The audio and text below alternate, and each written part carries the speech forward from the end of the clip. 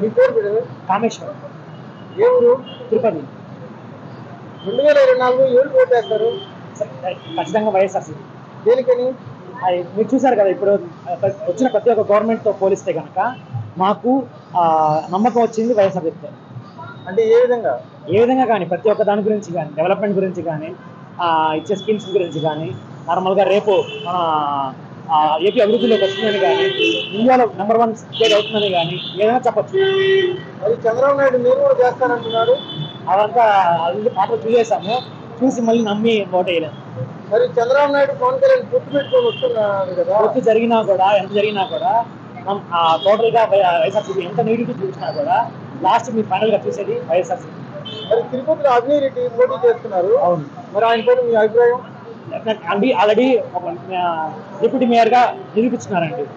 దాదాపు 22 రోడ్లు శాంక్షన్ చేసి కంప్లీట్ చేసి ఆల్రెడీ ప్రూవ్ చేస్తున్నారు. ఇంకా నెక్స్ట్ యూత్కి యూత్కి ఛాన్స్ ఇస్తే డెఫినెట్గా తిరుపతిని ఎక్కడ చూడొచ్చు. అంటే ఏ రకంగా రోడ్ డెవలప్మెంట్ అయ్యండి. డెవలప్మెంట్ ఏ విధంగా ఉంది, ఇప్పుడు ఎలా ఉంది? అదే నార్మల్గా ఇప్పుడు దాదాపు ట్రాఫిక్లో హైదరాబాద్, బెంగళూరు ట్రాఫిక్ చూస్తూనే ఉంటాం. ఇప్పుడు టూరిజం వల్ల తిరుపతిలో ట్రాఫిక్ పెరుగుతూనే ఉంది. సో ఆ ట్రాఫిక్ ని కంట్రోల్ చేయడానికి చాలా వరకు ఈ రోడ్లు చాలా ఉపయోగపడ్డాయి. సో ఇప్పటి వరకు అయితే దాదాపు ఆర్టీసీ బస్సులు మనకి తిరుపతికి ఎక్కువ ఆదాయం చేస్తాయి. సో దానివల్ల ప్రతి రోడ్లో ఫుల్గా ఆర్టీసీ బస్సులు నిండిపోయారు.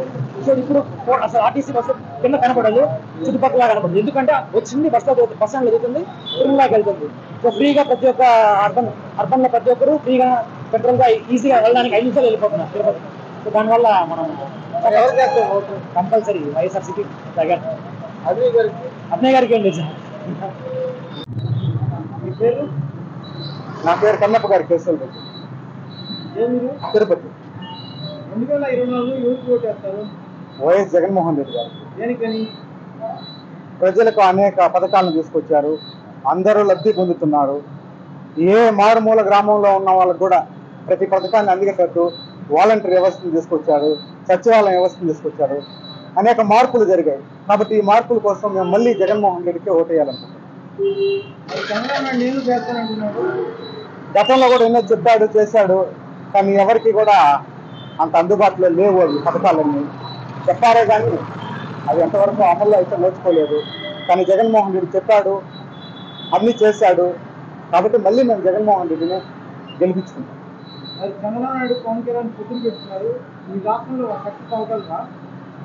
ఎంతమంది పొత్తులు పెట్టుకున్నా ప్రజలందరూ కూడా ఈసారి జగన్మోహన్ రెడ్డికే ఓటు వేసి గెలిపించుకుంటారని అందరూ ఆసక్తితో ఉన్నారు. ఖచ్చితంగా అయితే జగన్మోహన్ రెడ్డి ఈసారి కూడా సీఎం అవుతారు, పక్కాగా చెప్పగలుగుతున్నారు. మరి తిరుపతిలో బోధన అభినయ్ రెడ్డి పోటీ చేస్తున్నారు. మరి ఆయన పైన మీ అభిప్రాయం? బోధన అభినయ్ యువ నాయకులు 18 మాస్టర్ ప్లాన్ రోడ్లు. తిరుపతిలో ఎంతో మంది ఎమ్మెల్యేలు వచ్చారు, ఎంపీలు వచ్చారు, కానీ ఎవరు కూడా ఇలాంటి సాహసోపేతమైన రోడ్ల అవగాహన కానీ, ఫ్రీ లిఫ్ట్ కానీ, పెద్ద పెద్ద కూడల్లో దేశ నాయకులు, దేశ కవయిత్రులు, కవులు వాళ్ళ ఫోటోలు పెట్టి, వాళ్ళ విగ్రహాలను పెట్టి ఎంతో తిరుపతిని అభివృద్ధి దిశగా తీసుకెళ్తున్నారు. కాబట్టి ఈసారి బోమన అభినయ్ రెడ్డి గారిని తిరుపతి నుంచి మేమందరం ఓటు వేసి గెలిపించుకుంటాం.